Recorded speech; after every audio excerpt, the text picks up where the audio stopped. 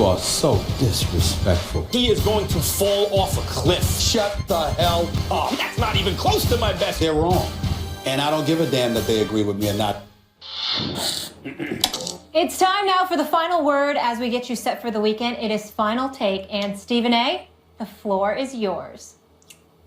Thank you, Molly. As I sit here reflecting on the season that Cam Newton has had, I find myself a bit hesitant to come to the defense of an individual that threw for 35 touchdowns and just 10 interceptions last year, leading the Carolina Panthers to a 15-1 record and ultimately a berth in the Super Bowl, only to find himself at 4-6 this year, having just 14 interceptions compared to the 35 last year. But I do feel compelled to come to the defense of Cam Newton in this particular sense. When we think about the year that Cam Newton has had, when we think about some of the mistakes that he has made, perhaps it's time to ask ourselves, is it him that we should actually be looking at, or is it the rest of us? You see, in the aftermath of all of this stuff involving Colin Kaepernick, kneeling for the national anthem, being seen as a divisive presence within the National Football League and the sports world, assisting in highlighting the divide that exists in this country, clearly not doing too many people any favors. What has Cam Newton really been guilty of? He's been guilty of trying to do exactly the opposite. Yeah, some people might decry it. Some people might lament it. Some people might get on him for the fact that at times he seems too busy and too interested in pleasing and appeasing others that he ends up doing exactly the opposite. My point is, as one of the preeminent superstars in this game, despite the struggles this year, doesn't he deserve some credit for trying? He's not getting in trouble with the law. He's handling his business to the best of his ability. He's taking a shrapnel of criticism for something I believe GM Dave Gettleman deserves more than anybody else, because he's the one that reneged on an offer that he made to Josh Norman and let him walk away, knowing good and damn well he did not have anybody to replace Josh Norman. And Cam Newton, the face of the franchise, has been left to stomach all of that. But in the throes of all of that, in the face of all of that criticism, what does he do? He comes out there and tries to do the best he can while appeasing so many others. Perhaps we should take a step back and appreciate him for his effort in that regard, instead of condemning him for it, knowing that he has so much more of a career to look forward to. Just a thought. Just a thought. Giants fullback Nikita Whitlock's home was robbed on Tuesday night. And Whitlock told WCBS TV that burglars scrawled items that included a swastika, the letters KKK, and the phrase, "Go back to Africa," in Trump spelled out on the walls. Whitlock's teammate Victor Cruz had this to say about the incident. There's a certain mindset of a person or of people that follow Donald Trump. If you listen to anything that he says, if you listen to the comments that he's made about women, or the comments he's made about minorities, or the comments he's made about, people of that he feels are somewhat of lesser value, they haven't been positive. For someone to vandalize someone's house and write Trump's name or whatever they wrote on the walls is just proving that exact fact that I'm saying, that people that may follow him aren't necessarily the most positive people in our communities. Max, is Victor Cruz right? Yep. Of course he is. Look, I know, forgive me for those who come to sports to escape the real world. I get that. I'm sympathetic to that idea. And as a consumer of sports and sports talk, sometimes when this stuff goes on, as a consumer, I'm like, okay, I just want to escape and talk about the game. But here's the intersection of sports and life and real life, and in this case, politics. Fact of the matter is that Donald Trump was endorsed by the Ku Klux Klan. That's a fact. I'm not making that up. And that there was an appeal to white nationalists. How else can you say these things? And that this is not the first time that something like this has happened since the election, and some reference to Trump was made, Trump country, Trump's America. And to Donald Trump's credit, he did, in a nationally televised broadcast, at one point say it should stop. That's terrible. But a couple things need to happen. Either he needs to do that every time something like this becomes public information, or if the idea is this is happening so much that he couldn't possibly, then he needs to address that too, doesn't he? I agree with Victor Cruz. I don't disagree with a single word that you just articulated, Max. You're right. But I'm not going to stop there. See, the only issue that I have with what Victor Cruz said is that it implies that this stuff came about because of Trump's rhetoric and his willingness to appeal to that base. I would argue that clearly it existed long before Trump ever decided to run for the presidency. And it certainly was put on display when we had President Barack Obama inaugurated in 2008. We saw an elected official scream, "You lie," very, very disrespectful towards our president. If I remember correctly, that elected official was from South Carolina. We saw and heard our first lady and the first family compared to apes and beyond. We saw a president highly intelligent, highly accomplished, earned what he had achieved, just throwing away to kind of stereotypes, other folks in America tried to throw in his direction, just bulldozed right through them, and they still came at him with similar rhetoric. And so my point in saying all of that is to say, I think it's a mistake for folks to sit up there and act like, oh, Trump did this. He certainly wasn't as responsible as we would like a presidential candidate to be in terms of the rhetoric that he was spewing and what it ultimately assisted in further inciting.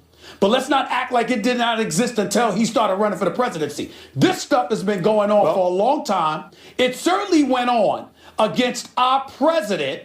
And the fact is that it has and always will continue to happen. And it's foolhardy to believe that because Trump is the president now, now these folks are coming out they've been out. If anything, he might have made them feel a little bit more comfortable about it, but they've always been there and they've always been conducting themselves that way. It's just that it's a bit more conspicuous now than it was in the past. Yeah, it's an ugly America, an ugly side of America that we're seeing. And by the way, in terms of emboldening that sort of thing or fomenting the kind of anti-Obama stuff based on things other than the merit, based on race, which was something I thought at the time, maybe this is being overstated. Clearly it wasn't. And Donald Trump, of course, was a major booster of the birther movement against Obama, which he later denied or kind of denied, questioning the birth certificate, et cetera. I would say that what we're seeing is there's a term revanchist, which means you want to take back stuff that you lost. And clearly, he's not president yet, by the way, Stephen A. He's president-elect, appealed to that idea with racist white people who seem to want to take back gains made during the civil rights movement, or at least are angry about it, or maybe angry about Obama. I don't know. I don't want this to turn into a political show at the moment. But Victor Cruz pointed something out which is undeniably true.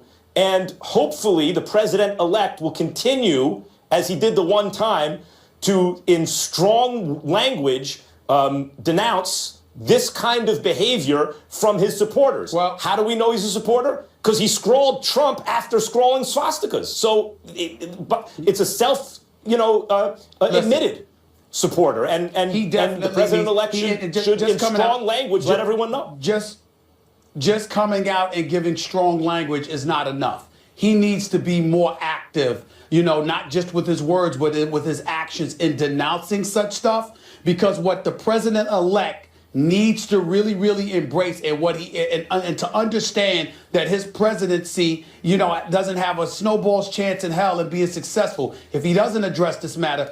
Those ignorant, racist few out there very well may not epitomize everybody that voted for Trump. I refuse to believe that 60+ million people in this country, voted for Trump because they hate black people. I don't want to hear that. There are Right. people that wanted to feed their families. There are people that did it because they didn't care about the social issues. All they cared about was the economics, and they thought change. And that, whether we will agree with them or not, we can't be as irresponsible as the racists out there. And well, I'm just saying, we can't be, I just talk about how they feel. I'm not debating the economy. That's how they felt. Sure. What I'm saying is that we can't sit up there and be as irresponsible as those hate mongers, as those racists, in saying that anybody who voted for him, they must be like those people. There are a lot of people that don't feel the way those racists feel, and they voted for Trump for a whole different reason. And if we don't respect where they're coming from and be willing to engage in dialogue and debate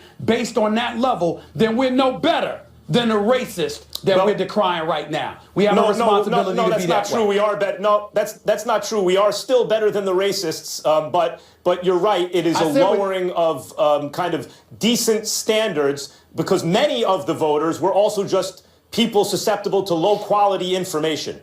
Yep. And I just want to add one more thing. Obviously, at the end of the day, after a long, hard day's work, you go home to try to feel safe. And I feel so sorry for Nikita, how awful that is, that he can no longer feel safe in his own home. And I hope they find these cowards that did this and they're punished appropriately.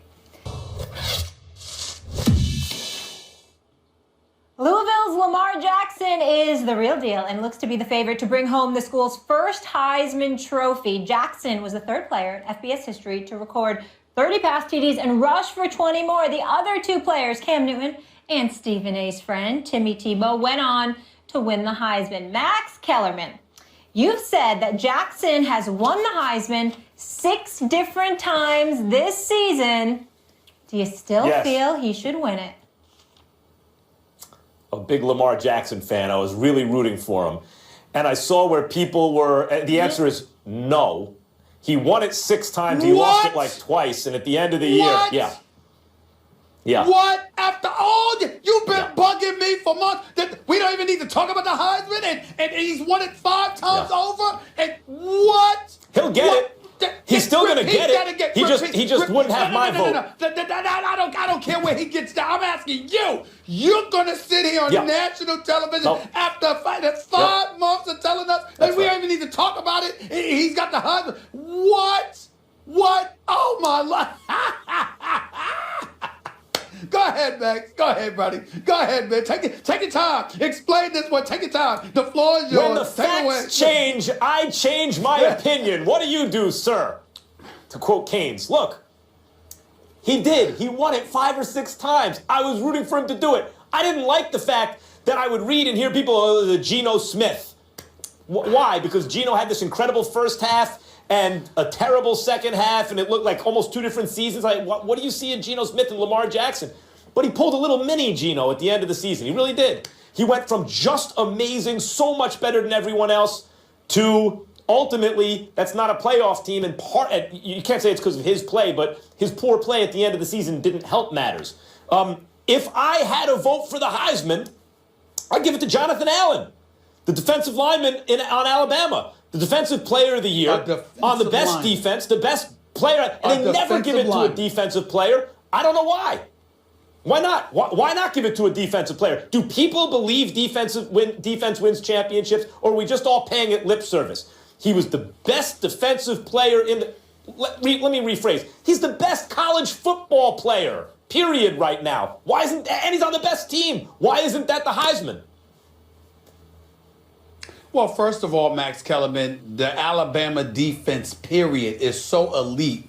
It can make most average defensive linemen look stout because they give you all the time in the world to get to the quarterback because they locking down receivers. That's number one. That's just a little point that I throw out there. I don't know if it has an impact, but I'm throwing it out there. The secondary is so elite that ultimately the defense overall is so elite that you can't pin down. You can't focus on one individual because they got studs all over the place. Paul Feinbaum has said this might be the greatest defense you've ever seen in college football, and you're giving me one guy on their defensive line. Good luck with that. Number two, That's right. you know, That's right. Deshaun Watson, listen, the Deshaun Watson, major props to him for this year. You know, I can appreciate the fact that he threw for damn near 600 yards against Pittsburgh, but he did throw the ball 70 times. He threw three interceptions in a couple of games as well, including against Louisville, even though he had 5 touchdowns in that game.